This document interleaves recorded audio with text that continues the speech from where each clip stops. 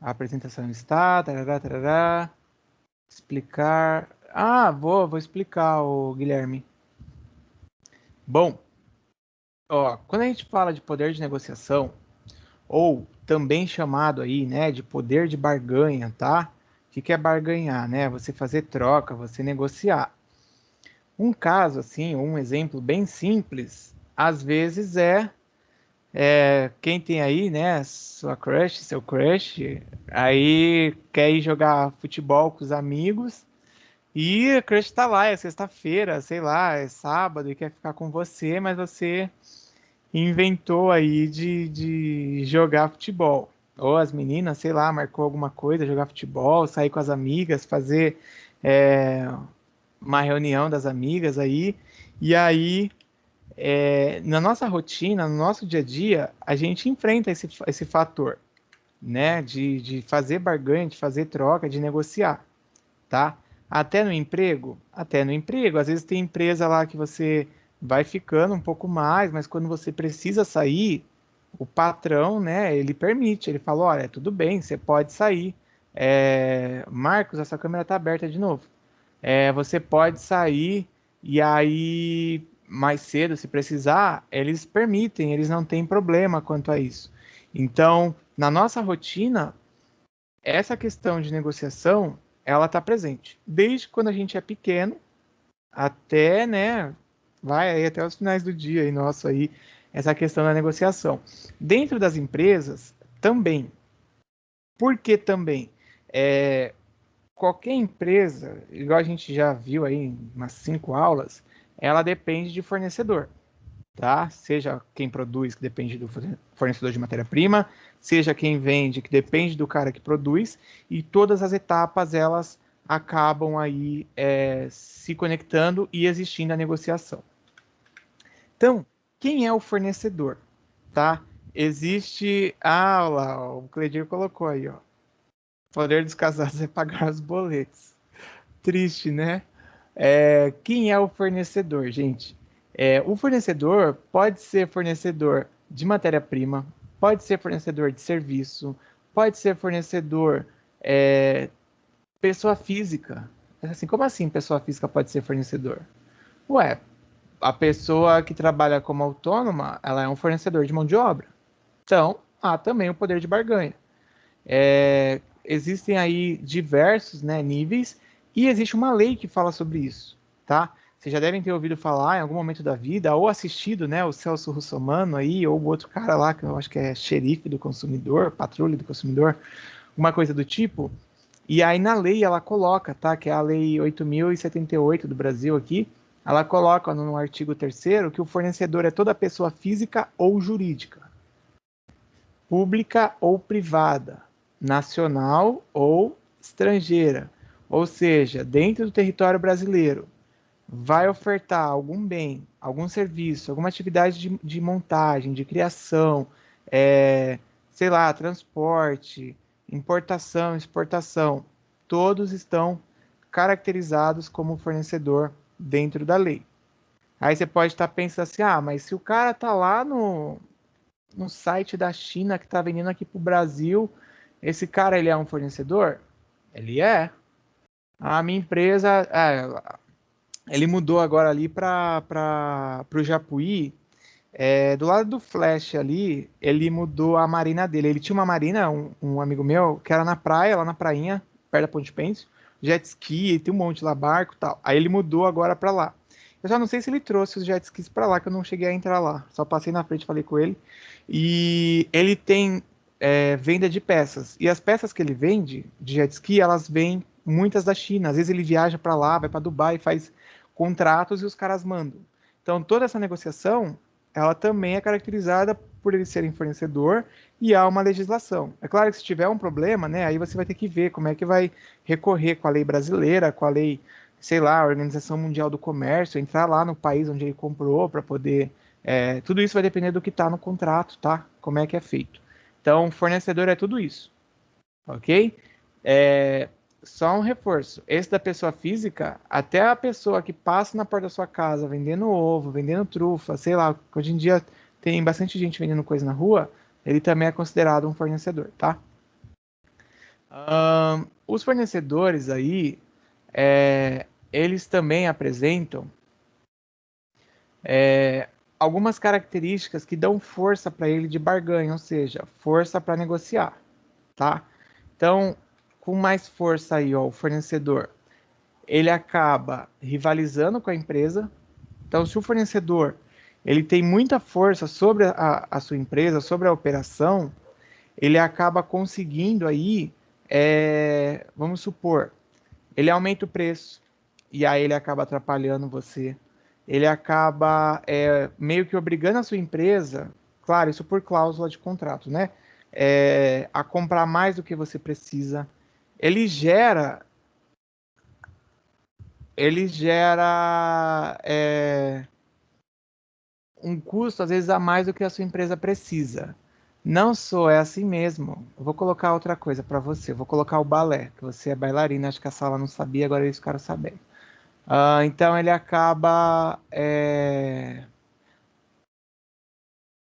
influenciando e atrapalhando, tá, o andamento aí da empresa por conta disso. Se ele tem muito poder de barganha, ele impacta negativamente, ok? Então ele acaba meio que rivalizando com a empresa, entrando em atrito, em conflito. Outra coisa, esse fornecedor, quanto maior poder ele tem sobre a sua empresa, ele também acaba fazendo com que a empresa reduza os lucros. Fornecedores com maior poder são aqueles fornecedores que eles detêm o monopólio, tá? Todo mundo sabe o que é o monopólio, né?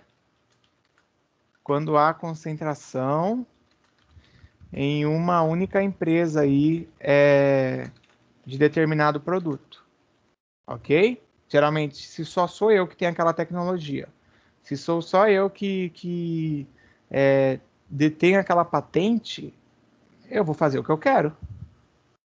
Faz sentido, né, para vocês? Porque eu não tenho com quem concorrer.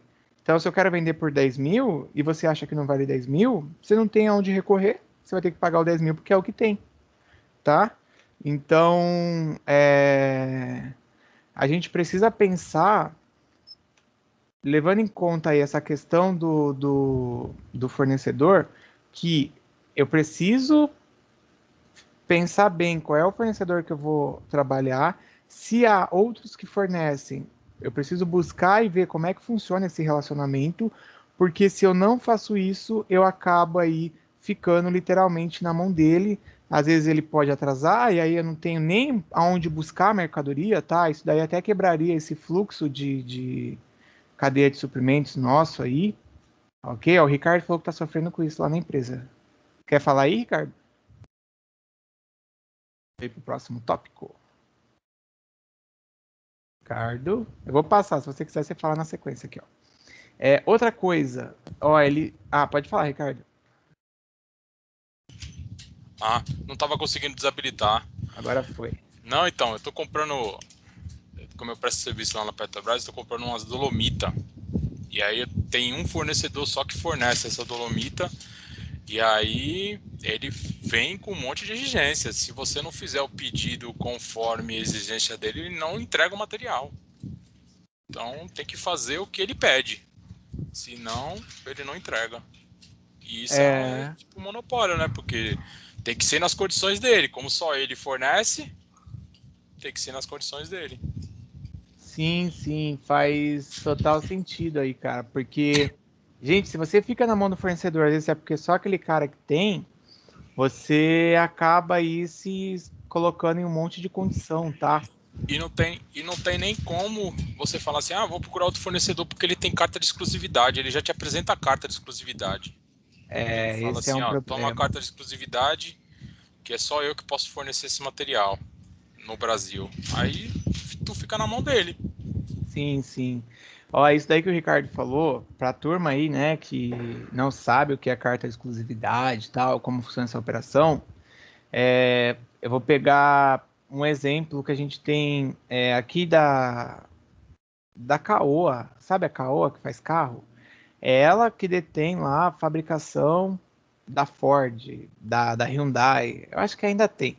E aí a Caoa, você vai comprar, você tem que comprar, se for zero, óbvio, né? Com a Caoa, porque a Ford no Brasil é representada pela Caoa, ou a Hyundai, agora acho que eles estão com a Chery, né? Caoa Chery, é representada por lá. Na Baixada Santista, a gente tem o distribuidor da Amanco, aquela parte de tubulação para as construtoras, que é o meu irmão, né? Então eles vão comprar, só pode comprar dele, porque é ele. O cara que quer comprar que não for dele, ou o cara vai comprar Tigre, que tem, por exemplo, a Casa do Encanador, ou o cara vai ter que comprar em outro lugar. E geralmente, tipo, se for em São Paulo, é o mesmo hub aqui do meu irmão, então ele tem que comprar fora do estado para ele conseguir comprar. Ou até em Santa Catarina, mas eu acho até difícil dos caras venderem por questão de custo para distribuir e acaba fazendo a indicação. Então, quando você tem a carta de exclusividade, geralmente é só você que pode, até porque se a empresa que fez o contrato dando a carta de exclusividade, ela liberar uma outra pessoa e não te avisar, você deve ter alguma cláusula que você tem direito a receber uma multa, tá? Eu tinha a franquia lá da propaganda em saco de pão que eu fazia. Vou colocar uma foto aí. E aí eu tinha exclusividade na região de São Vicente. Isso aí tem 10 anos, né? Tem 10 anos que eu abri a empresa. E depois eu acabei até tirando a exclusividade e tal, mas isso é normal de acontecer. Isso as empresas levam em conta uma série de fatores, tá? E aí vocês, como gestores logísticos aí, ou atuantes aí na área logística, precisam conhecer as condições que as empresas colocam. Porque não é simplesmente eu chegar lá e comprar igual eu compraria num supermercado, ou eu vou no camelô, vou numa loja, vou em outra, e às vezes eu não acho o que eu quero. Não, é diferente, tá? Então, eu preciso conhecer as condições. Eu coloquei a foto aí. E outra coisa, ó, que está aqui na tela. Esse fornecedor, não sei aí se acontece com o Ricardo, mas ele pode impor o sistema de pagamento. Eu já tive também um problema, porque aí eu tinha que comprar dele e eu tinha que pagar todo o valor. Na verdade, acho que eu pagava 50% para ele iniciar a produção, e antes dele entregar a produção, eu tinha que pagar o resto para poder a transportadora passar lá para buscar e me trazer. Então, eles também impõem, tá? Isso daí acaba impactando. Um outro ponto aí que impacta também, ó, é até o sistema de entrega. Então, vamos supor, é só o fornecedor ele exerce um grande poder na sua empresa. E aí você precisa do item para segunda-feira. Hoje já é quarta, já é à noite. Aí o cara fala assim: ó, não, eu vou te entregar na sexta. Às vezes ele até podia mudar a logística dele, reorganizar tal, para poder atender. Mas como ele não tem necessidade, igual uma empresa comum, assim, de tipo ir atrás do cliente tal, porque é só ele. Se o cliente que vai atrás dele, ele não precisa ficar indo atrás do cliente, ele não tá nem aí. Vocês podem até ver, quando é uma empresa que tem muitos, ele vai atrás, ele facilita. O cara às vezes faz hora extra tal. Tem um parceiro meu da empresa, ele às vezes eu passo. Às vezes eu passava depois da aula à noite, que eu dava lá no Zumira, perto do Carrefour, né, onde fica a escola. E aí eu passava lá em frente, ele tava lá, o carro dele tava lá. Às vezes eu mandava mensagem pra ele, falei, pô, tá fazendo hora extra? Ele falou, pô, eu tô aqui que eu preciso entregar um negócio amanhã cedo, eu vou ficar aqui até terminar. Por quê? Tem vários fornecedores. O cara sabe que se ele deixar de atender aquele cliente, o cliente pode buscar outra pessoa, tá? Então, isso daí acaba pegando. Ah, o pagamento é conforme a Petrobras? Não, entendi. Eu também, eu tinha contrato com algumas faculdades, eu tinha contrato com até a Activity, lá de Santos também, da empresa, com algumas outras coisas que eu fazia. E aí era nas condições dele, porque era um negócio padrão do Brasil inteiro lá, que eles pagavam, acho que 10 dias depois de eu emitir a nota. Aí eu já me preparava, né, financeiramente e conseguia fazer esse sistema, tá? Então a entrega passa por isso. E aí vocês precisam pensar que nesse poder aí de negociação, formas de diminuir esse poder de barganha. Formas de reduzir é buscando outro fornecedor, é criando um relacionamento com ele, é conversando, porque tudo isso vai impactar no final, tá? Impacta no custo, impacta na entrega. Às vezes você tiver lá aquela coisa sazonal que a gente até viu quase agora numa das perguntas, aí você não pode contar com o cara, porque ele entrega no período que ele acha que tem que entregar, e aí você acaba ficando na mão. Beleza? A gente vai entrar um pouco mais aprofundando agora sobre negociação. O que é negociação, né? No começo aqui da fala, eu já fiz uma introdução falando de barganha, falando de negociação. O Cledir colocou aí que a barganha dos casados é pagar o boleto e tal. Eu dei exemplo que desde pequeno a gente faz isso. E é uma coisa comum na nossa rotina. Só que pensar na empresa não é só assim, né? Eu vou pegar o exemplo da minha filha. Às vezes ela não quer comer alguma coisa saudável, né? Vamos chamar. E aí eu falo para ela, eu falo, não, você come que depois a gente vai passear e tomar sorvete. Aí ela já começa a querer, aí ela já come tudo e depois quer o sorvete. Então, no caso de uma empresa, envolve valores financeiros, envolve você manter o fluxo da sua empresa funcionando, o suprimento, tá? Porque a gente pensar em negociar, a gente vai envolver, ó, questão de conflito e eu tenho um objetivo, vamos supor, melhorar o preço lá que eu estou pagando na matéria-prima. Como que eu vou fazer? Esse é o meu objetivo. Então eu tenho um conflito porque há interesse dos dois lados. Quem me fornece, ele quer ganhar o X valor dele, eu quero aumentar o lucro dele ali ao máximo. Eu preciso de um preço melhor para que eu possa vender ao cliente a um preço melhor. Então essas divergências, essas situações de conflitos, elas passam aí a gerar negociação.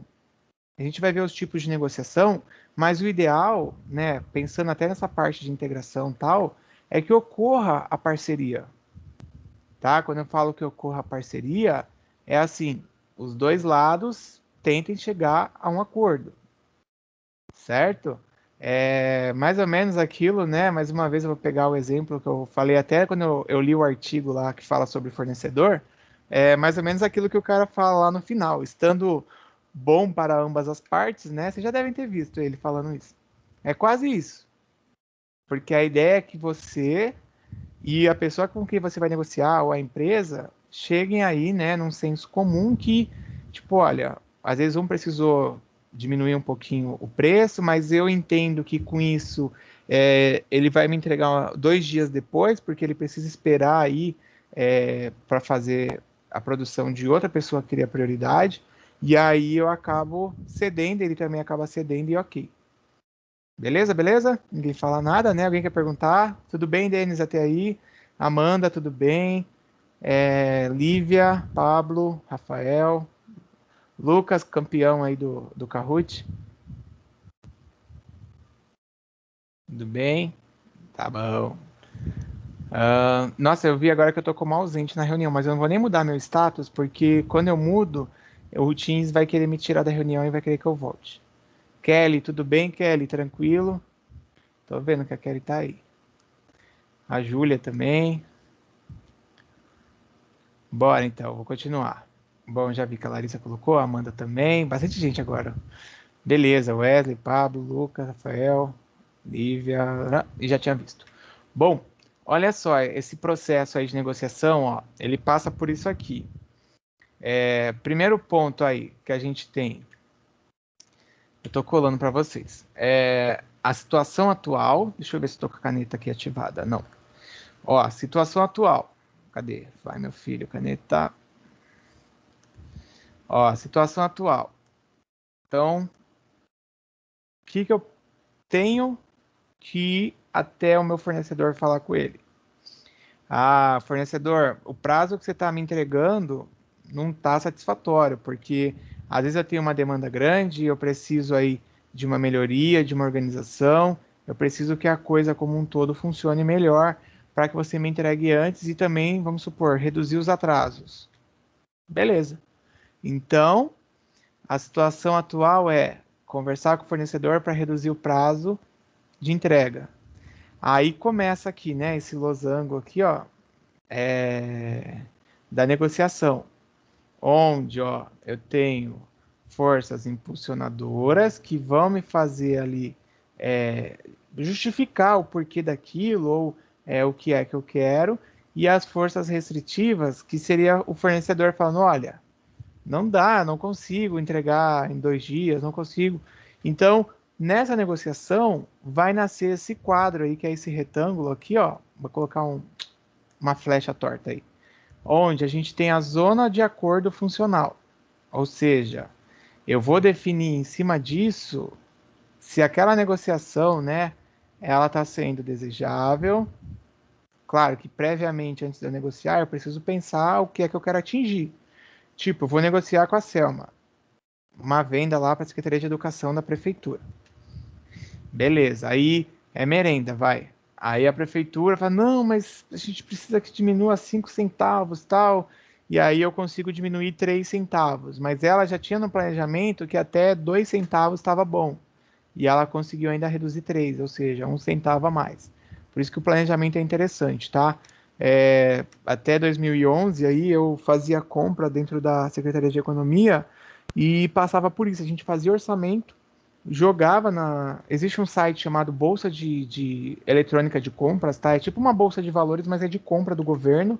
É muito louco porque você acha tudo lá, acha arma, acha roupa que vai para o sistema prisional, coisas para educação, para saúde.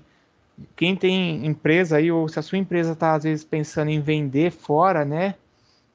Fora assim, de consumidor comum, é super recomendável. Vou colar o link aí. Se cadastrar na BEC, ver como que a BEC funciona. Lembrando que BEC é Bolsa Eletrônica de Compras. Se cadastrar para que a sua empresa passe a vender ao governo, tá? Ao governo do estado, ao governo municipal.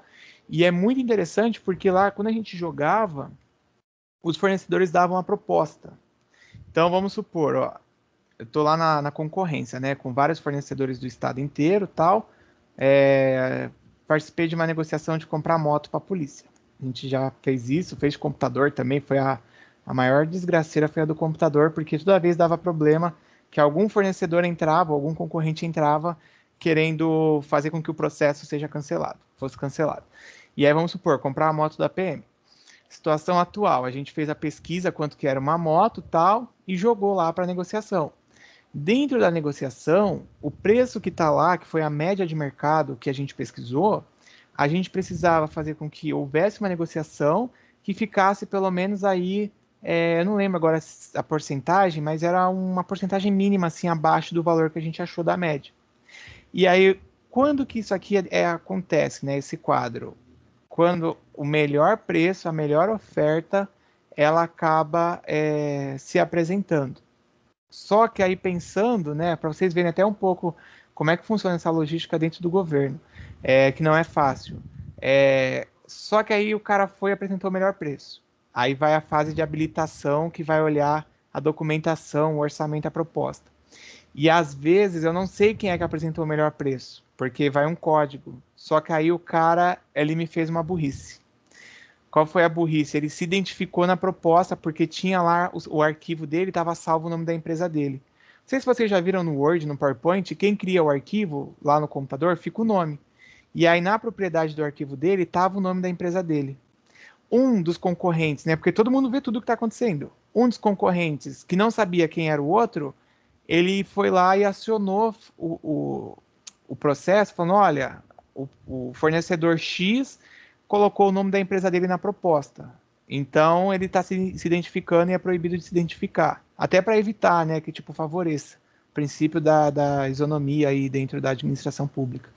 E aí a gente perdeu o melhor preço por uma besteira que foi o cara ou o estagiário lá não ter tirado o raio do nome da empresa do Word dele. Isso daí é só você entrar em propriedades e tira. Até na aula de aplicativos o pessoal da ETEC aprende. Se tivesse contratado alguém da ETEC, ele tinha ganho aquela concorrência. Eu nem lembro se era 80 mil reais que a gente comprou no total das motos lá, mas era desejável para a gente. Então o que aconteceu? A gente foi para uma proposta intermediária, mas que a gente aceitou, e aí passou a compra, mandou para os batalhões da polícia. E existe também o mínimo aceitável, que foi o exemplo da Selma que eu falei. Tipo, era 5 centavos de desconto, mas eu cheguei aí a 3 centavos, e ela esperava até 2, estava bom. Beleza, resolvido, tá? E aí a situação futura é o desfecho. Claro que, ó, na carinha triste que eu não falei, eu posso ter um impasse, eu posso não ter a negociação, aí não pode ter ocorrido. Existe? Existe. Tem empresa que não quer ceder, tem empresa que não quer diminuir a sua margem de lucro. Aí é tudo uma questão, né? Até o Ricardo contribuiu aí, de eu olhar assim, ele é o único fornecedor, aí vai ser difícil de eu dar um jeito. Agora, se tenho outros, meu, vai atrás de outro. E aí você negocia. O sócio lá do meu irmão, ele tem empresa de internet. Algumas empresas aí, quem é da área continental aí, eu acho que as empresas são dele de internet, que é de fibra. E quando ele comprou as empresas, a grande sacada aí é que eles não tinham um sistema com um fornecedor que funcionasse, uma negociação boa. Os caras pagavam muito caro, ele conseguia quase metade do preço. O que ele fez? Comprou as empresas, trouxe todo mundo para o fornecedor dele. Eu acho que o outro cara se arrependeu de ter deixado o preço tão alto, porque perdeu, eu acho que perdeu duas em São Vicente e perdeu uma em Praia Grande, que ele comprou também uma em Praia Grande.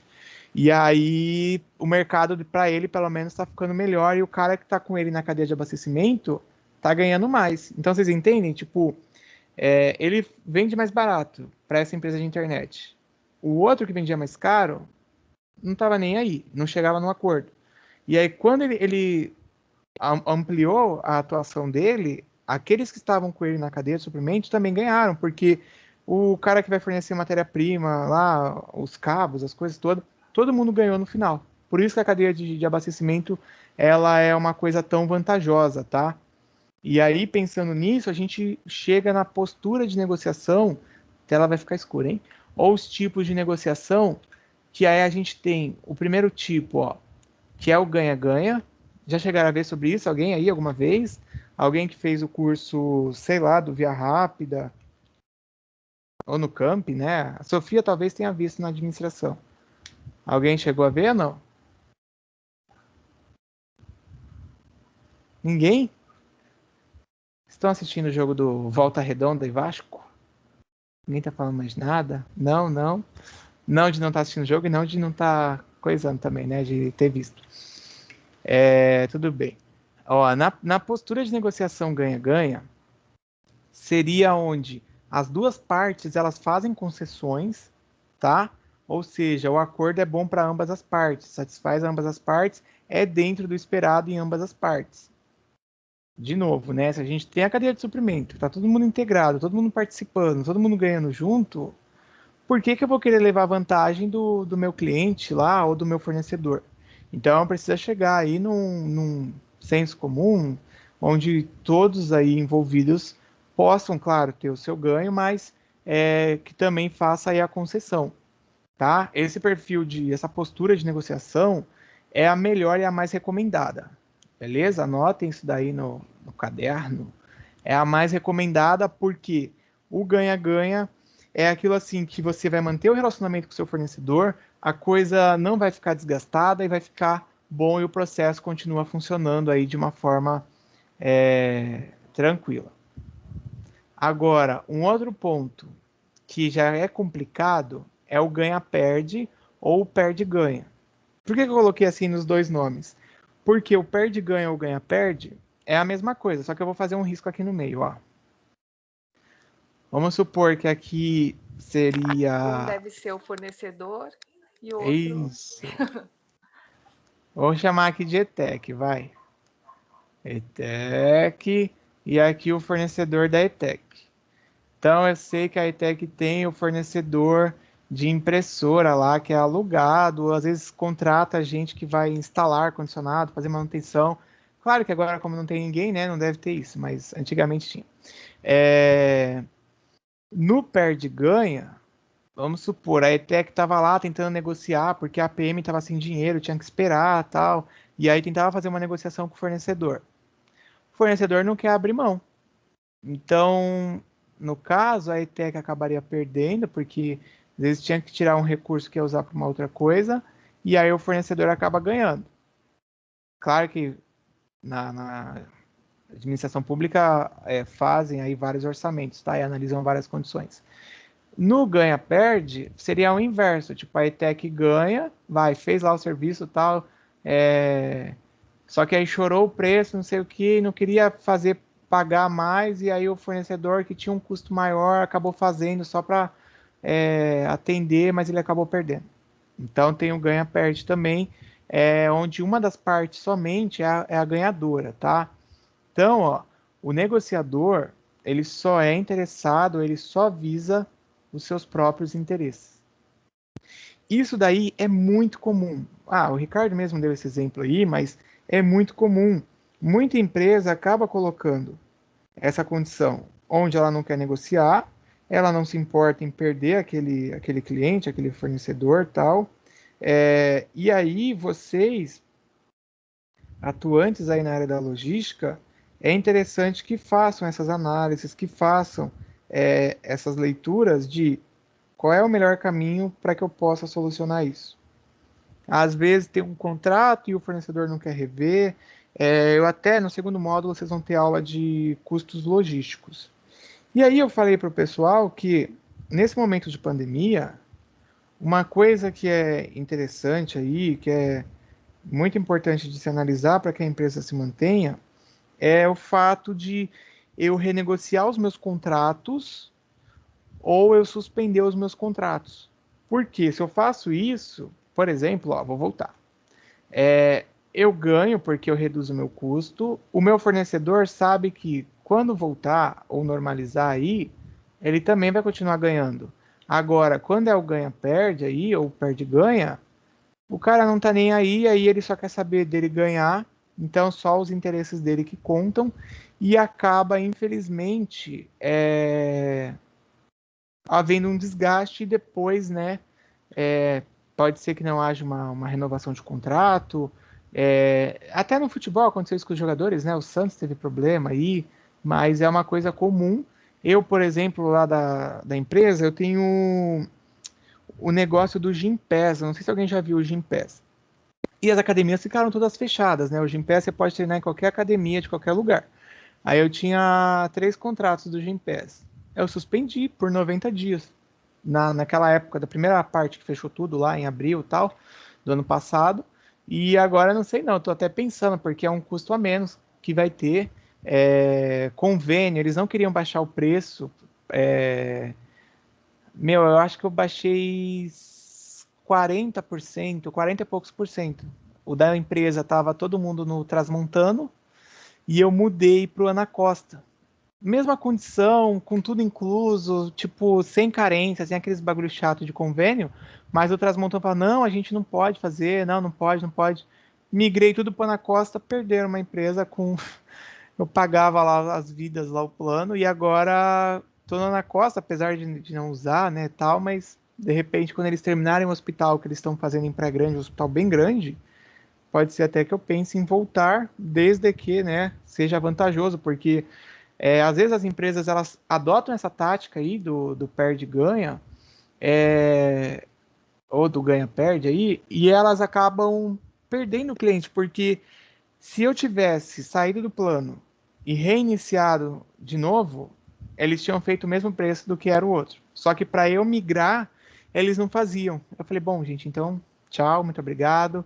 E aí é igual operadora de celular, né? Ou operadora de qualquer outra coisa. Internet. Você cancela, os caras ficam te ligando, manda mensagem, vai atrás de você. Só falta levar na sua casa um bolo, pedindo desculpa, falando para você voltar. Que até também, nesse ano aí, do ano passado para esse, eu renegociei os planos de internet, de celular que eu tenho, que é pelo CNPJ. Mesma coisa, os caras não baixavam, não pode, não sei o que. Mudei. Quando eu mudei, aí vieram, oferecer até iPhone para poder pegar, porque o plano empresarial você pode pegar celular, né?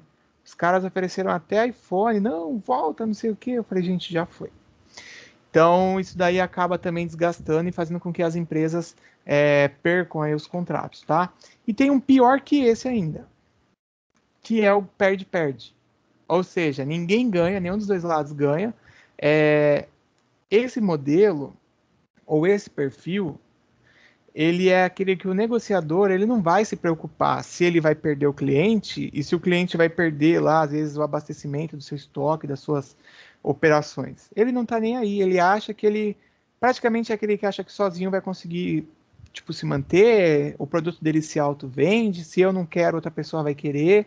Então, Nas empresas até, empresas grandes, né, existe lá o setor de retenção, que é esse que eu falei das operadoras, que os caras ligam, ficam lá tentando te convencer, te dão condições diferenciadas, tal, porque eles não querem perder. Mas às vezes, eles esperam chegar aqui, né, o cliente perde, eles ganham, para depois querer convencer a pessoa, tá? Então, o perde-perde, o negociador ele não vai se importar se a outra parte perder, ok? Então, são essas três posturas aí, as que mais geralmente são estudadas.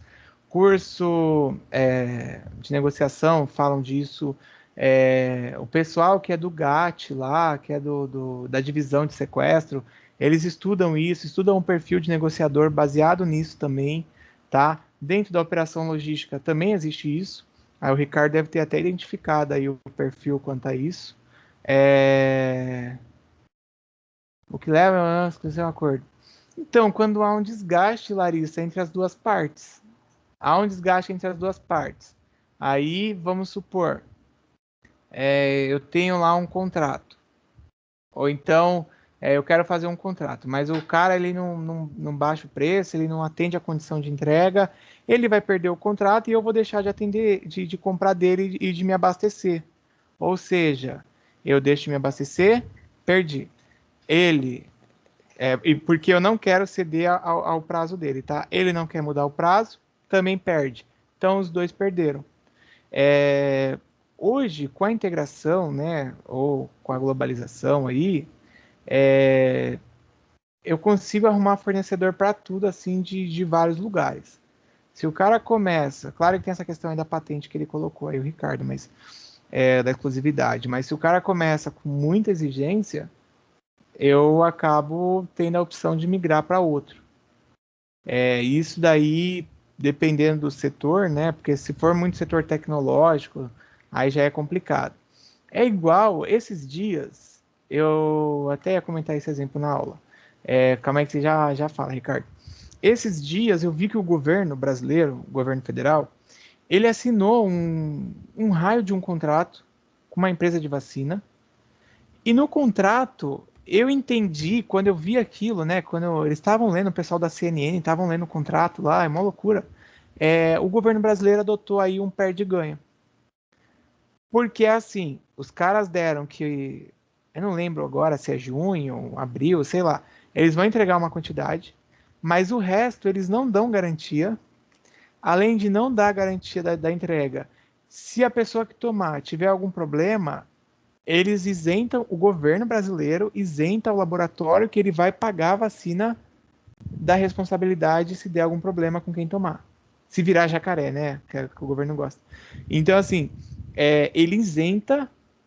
Aí eu fiquei pensando, falei, meu, que raio de contrato é esse? Se você pensar dentro da gestão, até a gestão pública, que existem as leis, não ficou benéfico para a população como um todo. Porque o dinheiro que o governo vai comprar é da população, é do imposto. Então, alguns contratos também, algumas formas aí, são bem complexas assim, de você entender.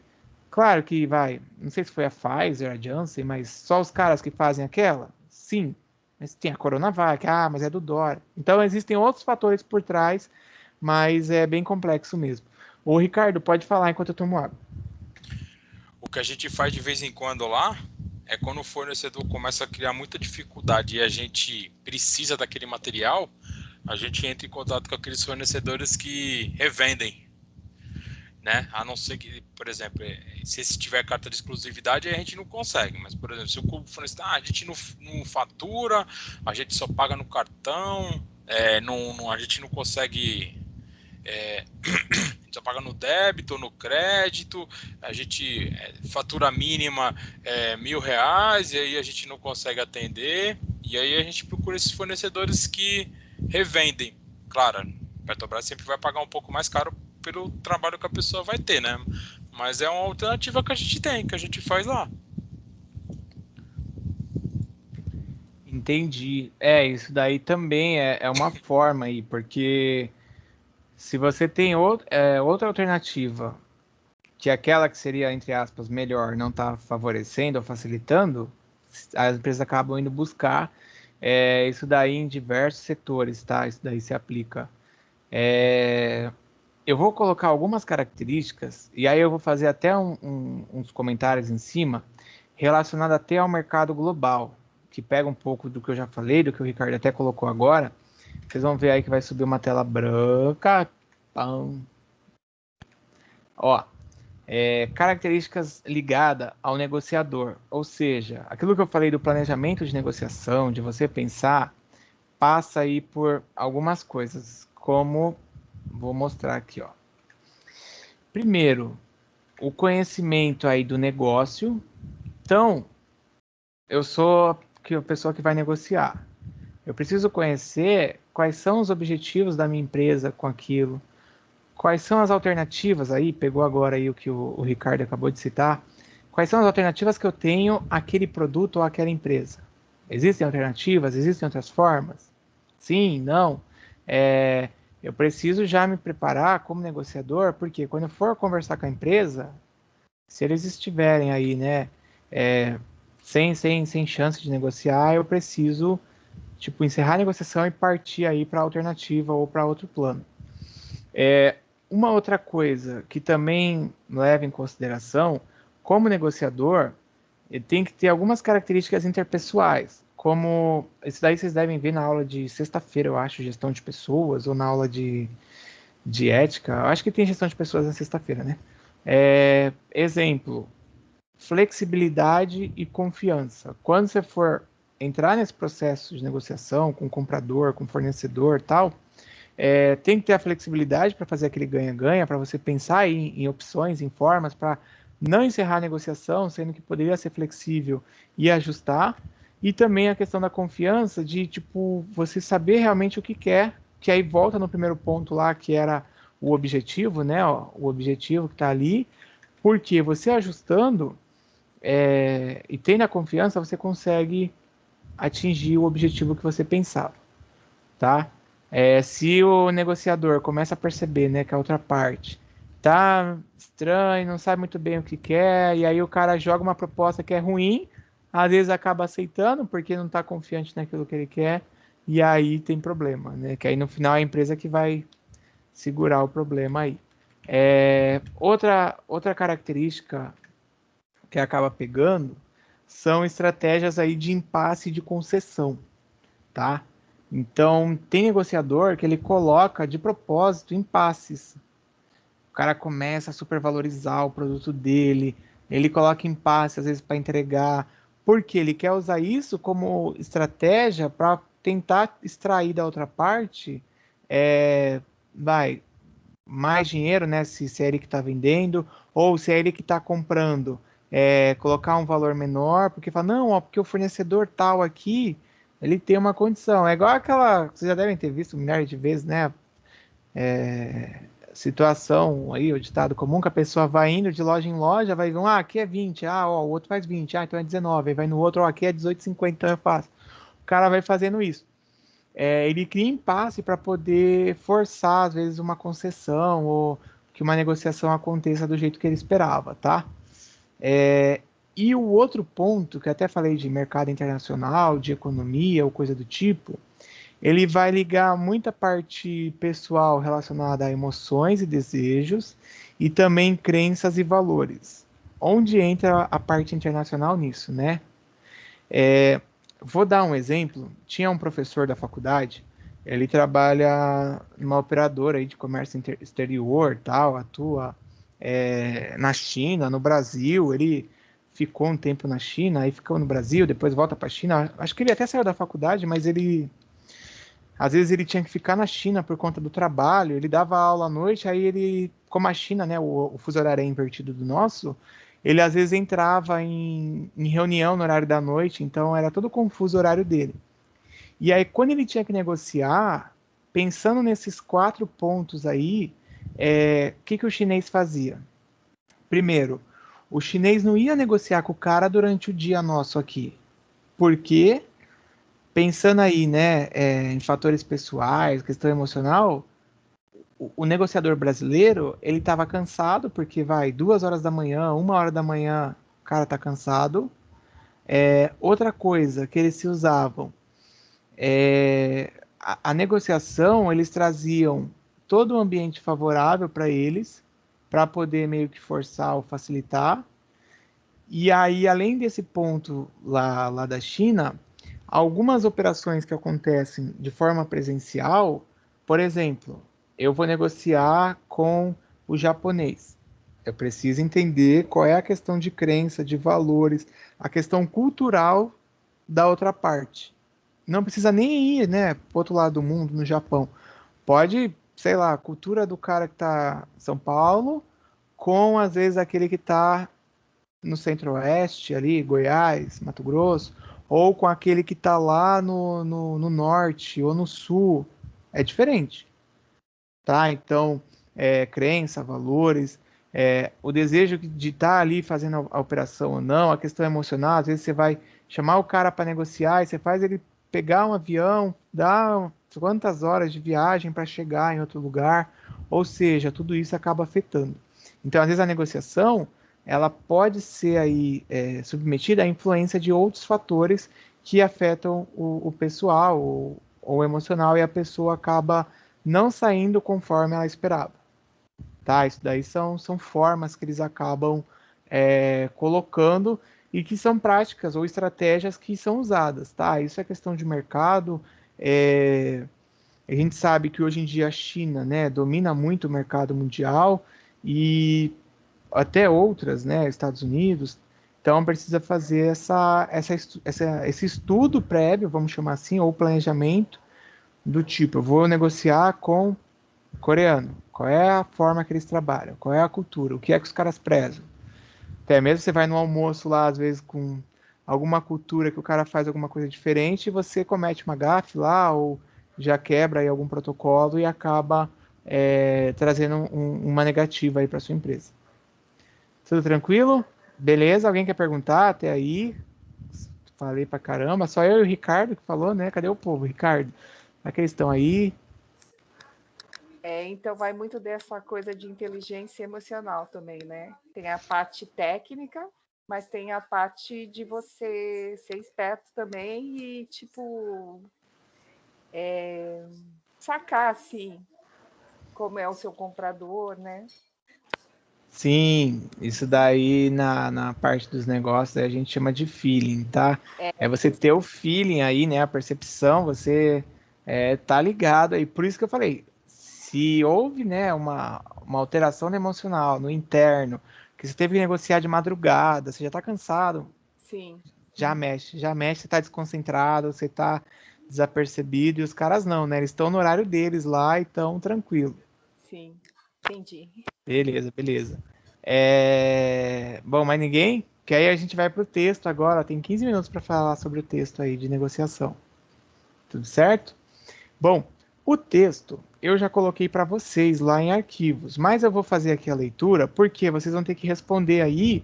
Se não der tempo, óbvio, né? Eu vou fazer da seguinte forma: na próxima aula, até, né, para valer aí de certa forma uma. Peraí, que eu tô procurando texto. Para valer uma revisão, a gente retoma em cima disso porque a gente vai aprofundar um pouco em compras. E eu não lembro se eu falei, mas eu marquei uma palestra com uma professora que atuou um tempo aí na parte de negociação de algumas empresas, atuou no Porto e ela vem para falar com vocês. Vai ser muito bacana porque é um outro momento que vocês vão ter. Ela atuou bastante na área logística e tal.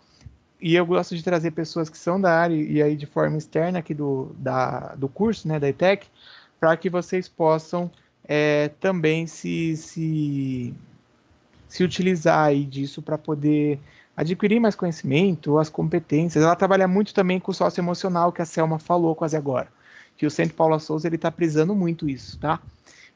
Essa atividade é para todos, porque é uma atividade da aula. A outra que saiu, antes de terminar, eu vou citar do que é a outra, tá? Mas a outra também é para todos, mas espera que eu cito.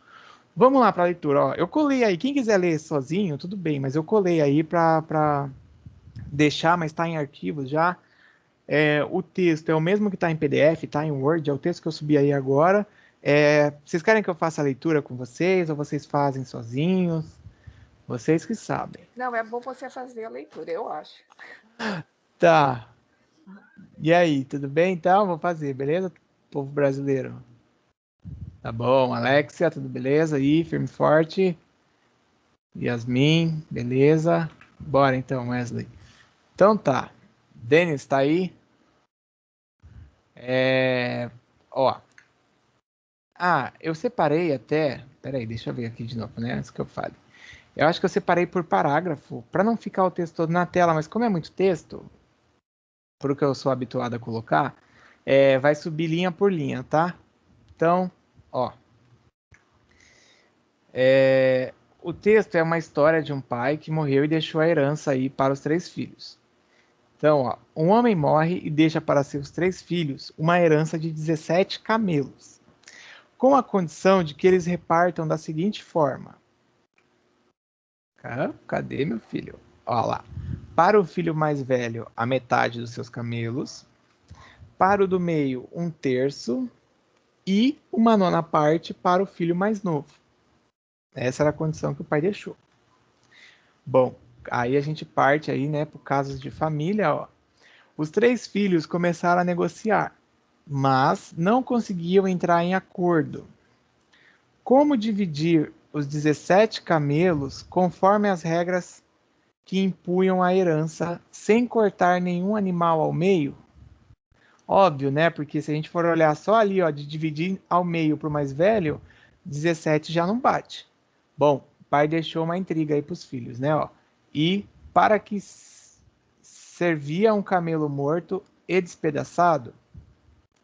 A discussão começou a ficar séria e se tornou difícil. Desesperados, os irmãos recorreram à ajuda de uma sábia anciã. Após pensar durante um tempo, a anciã fez uma proposta.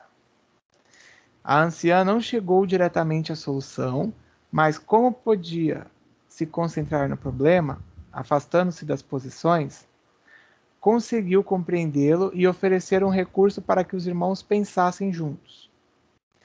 A anciã ofereceu um camelo de sua propriedade, então agora já são 18 camelos, e os incentivou a achar uma solução. Bom, tem 2 perguntas no texto que está lá. Coloquei bem pequenininho aqui de amarelo, tá? Primeiro, qual solução podemos chegar nesse caso? E a segunda é possível negociar? E aí vocês vão, né? Claro, é individual, hein? Baseado no ponto de vista de cada um, colocar aí a indicação. Lembrando que isso está em Word para uma leitura mais fácil. O segundo caso, que vocês vão ter que ler e pensar, é o caso de um pai, outro, né, de novo, né, mas que ele resolve aí escolher uma moça para o filho casar. Beleza? Vou começar aí a falar dele.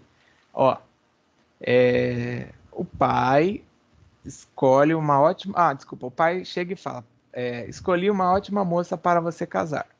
Aí o filho, né, mas pai, eu prefiro escolher a minha mulher. O pai, muito esperto, ó lá, meu filho, ela é filha do Bill Gates. E aí o filho, bem, nesse caso, eu aceito.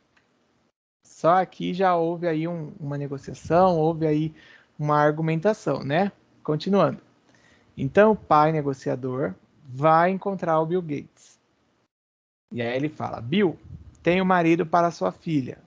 Bom, aí o Bill Gates fala, mas minha filha é muito jovem para casar. E o pai coloca, mas este jovem é vice-presidente do Banco Mundial. Opa, aí o Bill Gates, né, nesse caso, tudo bem. Bom, finalmente o pai negociador, ele foi até o presidente do Banco Mundial. Fica, acho que na Suíça até, o Banco Mundial. Bom, pai, aí ele fala, senhor presidente, eu tenho um jovem recomendado para ser vice-presidente do Banco Mundial. O presidente, né, fala, mas eu já tenho muitos vice-presidentes, mais do que necessário. E aí o pai coloca, mas senhor, este jovem é genro do Bill Gates. Então, o presidente do Banco Mundial responde, neste caso, ele pode começar amanhã mesmo. Moral da história, né? Não existe uma negociação perdida ou uma negociação impossível, tá? A gente falou muito hoje de negociação, né? Tudo depende da estratégia, que pega aquilo que eu falei de você fazer o planejamento, onde é que você quer chegar, você tem um objetivo na cabeça, porque esse pai aí, né, pelo visto, deixou um objetivo bem organizado aí do que ele queria. Então são 2 perguntas. A primeira, qual foi a estratégia usada pelo pai? E a segunda, na logística de abastecimento, qual é o papel da negociação? Então, vocês têm essas 4 perguntas para trabalhar. Gostaram, né? Eu vi aí a Angélica, o Cledira, a Kelly, a Ingrid também. Já usa isso, já. E aí, essas perguntas, claro, não sei se vai dar tempo hoje, mas se der a gente já comenta, senão a gente usa até como uma estratégia aí para fazer a revisão no início da próxima aula, tá? Lembrando que eu vou estar aprofundando no assunto, a gente vai entrar em umas outras coisas ligadas à compra. Tudo bem? Dúvida? Vou deixar aí na tela aí o texto aí para vocês. Que aí eu vou parar a gravação, mas enquanto eu dou tempo de vocês relerem, pensarem no texto. Professor, o senhor vai explicar a atividade que o senhor colocou também dos trabalhos ou não? Ah, pô, posso fazer agora, ô Lucas, beleza. Tem 7 minutos, ó. Bom, então segura o pause aí, né? Ô Amanda, vocês anotam e na semana que vem eu vou chamar um por um para falar. Não contava com minha astúcia, né? Achou que só ia postar. Quero que você fale. Espera só um minuto que eu estou abrindo aqui, né, a atividade. Na verdade, eu vou abrir todas e aí vai aparecer aí para vocês a minha tela. 3, 2, 1, carregou. Deixa eu mudar aqui o negócio. Aqui. Bom, é bom que ainda está gravada essa parte, o povo olha. Ó, o que vocês têm? Na semana passada, eu já tinha deixado essa de frequência e menção, tá? Frequência e menção. Estava desde semana passada e vai vencer no dia 28, que eu não sei se é domingo, sei lá. Alguém me orienta aí. É domingo mesmo, acabei de olhar. Essa daqui é da Dell. Você vai assistir o vídeo da Dell, que eu já tinha comentado na semana passada. E vai responder essas 3 perguntas de forma individual, eu acho que eu deixei, né? Beleza? Então, pode-se dizer que a Dell conseguiu atingir a integração externa de sua cadeia de abastecimento? Qual a razão do sucesso do modelo de negócio da Dell? Como é a relação com os fornecedores? Isso baseado no vídeo, é um vídeo pequeno, vídeo de 20 e poucos minutos. Eu até cheguei a mostrar algumas partes, a comentar na semana passada. Retornando. Aqui ele mostra quem faz, quem viu, quem não viu, quem viu e não entregou. Ó. Um monte de gente aqui. Oi. Alguém tá tentando falar e tá só picotando o som aí. Ô, Ricardo, você nem visualizou, né, Ricardo? Falou hoje comigo aqui, ó, mas ó, esqueceu de visualizar. Bom, beleza. Aí eu vou voltar. A que saiu hoje, saiu errado, porque eu tinha agendado para sair depois da aula. Mas como eu apertei e saiu, porque eu tenho atividades que ficam aqui em rascunho agendadas, tá? Essa daqui, ó, ela é uma atividade que vai valer a cada 15 dias. Nós somos obrigados aí, né, por questão do regimento da aula EAD, a trabalhar com atividade para frequência e também, né, dentro do período para menção. Como na ETEC a gente trabalha com recuperação continuada, ou seja, as atividades de recuperação elas vão sendo de aula em aula, por isso que eu faço a revisão, e aí eu posso lançar dentro da atividade também uma atividade para recuperação, todos precisam fazer, porque vai contar para frequência, e claro, eu vou avaliar, se de repente a nota que você obteve aqui foi melhor do que aquela sua nota da apresentação, ou do que a sua nota aí da atividade que eu acabei de mostrar, eu substituo por essa, entendeu? Se a sua nota da Dell for menor do que a daqui, eu substituo por essa, mas a da Dell também vai contar para a frequência, porque a chamada, eu já lancei a chamada de vocês podem olhar lá, tá lançada até o dia 10, eu acho. Então agora essa chamada eu vou lançar do dia 17 do dia 24, e essa atividade de recuperação do dia 31 ao dia 7. Na verdade eu considero até o dia 14, porque depois a gente vai ter um recesso. Tá, eu vou abrir a atividade para mostrar. A gente vai ter um recesso, vou até escrever isso do recesso, ó. Esse recesso está no calendário, é um recesso que vai acontecer no mês de abril e não haverá aula, porque nessa passagem é quando a gente vai migrar para o segundo bimestre ou segundo trimestre, ou seja, vocês já vão ter as notas fechadas e aí vai começar um novo ciclo, tá? Isso daí, o governador até ficaram com medo que fosse mudar esse recesso, mas está mantido. Então, observando lá, né, o texto, ó, pode ser em grupo, tá? De 2 a 5 pessoas aí. É um texto também de negociação, onde fala a parte do Silva e do Souza. O Silva é um senhor aí que é um agricultor, né? Uma família de agricultor, passando por dificuldades. Eu vou dar um resumo aqui. Passando por dificuldades. O Souza, ele é um corretor imobiliário que ele é especializado em grandes empreendimentos, em buscar áreas para grandes empreendimentos. E aí, existe um impasse aí entre as duas partes, existe um problema, e você vai precisar responder, como negociador, o que você faria no lugar do Souza, que é o imobiliário aqui, e o segundo, caso as informações sejam ocultadas, você acredita que seria uma negociação de qual tipo? De qual tipo, né? Vocês acabaram de ver na aula, por isso que eu falei que era para ter saído depois da aula, porque vocês acabaram de ver o ganha-ganha, ganha-perde, ou o perde-perde. Então, é isso. E aí vocês podem fazer de 2 a 5 componentes. Pode postar um arquivo só, sei lá, vocês discutem e tal, chega aí numa resposta, e aí uma pessoa do grupo só posta, mas não esquece de postar o nome, porque depois eu fico caçando 350 mil vezes quem é quem de cada grupo. Praticamente deu horário da aula, então vou ter que ficar esse texto aí para semana que vem. Tudo bem? Entenderam da recuperação? Querem perguntar? Esse é o momento do Fala que eu te escuto. Esse trabalho não pode ser individual, né? Tá escrito Negativo.